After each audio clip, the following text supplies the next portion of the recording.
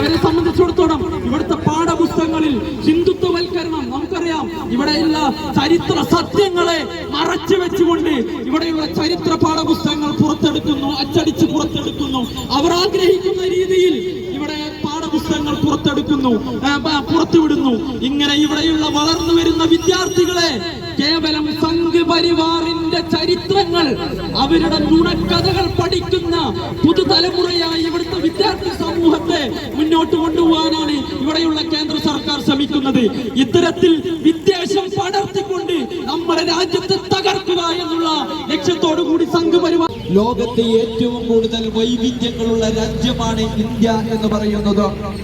ഏറ്റവും കൂടുതൽ വൈവിധ്യങ്ങളും സങ്കീർണങ്ങളായ സാമൂഹിക സാഹചര്യങ്ങളുമുള്ള ഒരു രാജ്യമാണ് ഇന്ത്യ എന്ന് പറയുന്നത്. ഇന്ത്യ രാജ്യത്തിന്റെ കൂടെ സ്വതന്ത്രമായ ലോകത്തിലെ വിവിധ രാജ്യങ്ങളിൽ ജനാധിപത്യം അട്ടിമറിക്കപ്പെടുകയും അത് ഏകാധിപത്യത്തിലേക്കും പട്ടാളാധിപത്യത്തിലേക്കുമെല്ലാം എത്തുകയും ചെയ്തു. എന്നിട്ടും എന്തുകൊണ്ട് ഇന്ത്യ രാജ്യം ഇപ്പോഴും ഒരു ജനാധിപത്യ രാജ്യങ്ങൾ നേടിയെടുക്കാൻ തെരുവിലിറങ്ങിയ വിദ്യാർത്ഥികളെ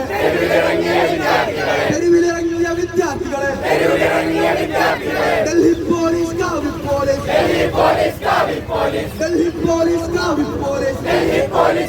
പോലീസ് വിദ്യാർത്ഥികളുടെ ഒന്നും നിങ്ങൾക്ക് യുവതയെ തളർത്താനാവുകയില്ല എന്നതാണ്.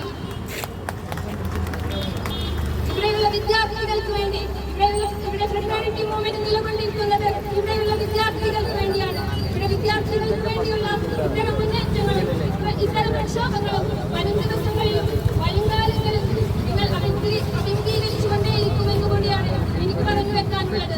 നമ്മുടെ ഈ പ്രതിഷേധ സംഗമം ഉദ്ഘാടനം ചെയ്ത് സംസാരിക്കാൻ ഇവിടെ എത്തിയിട്ടുള്ളത് ഫ്രട്ടേണിറ്റി മൂവ്മെന്റ് സംസ്ഥാന വൈസ് പ്രസിഡന്റ് സാഗർ പുലാപ്പിക്കയാണ്. അദ്ദേഹത്തെ ഈ പരിപാടി ഉദ്ഘാടനം ചെയ്ത് സംസാരിക്കാൻ ക്ഷണിക്കുന്നു.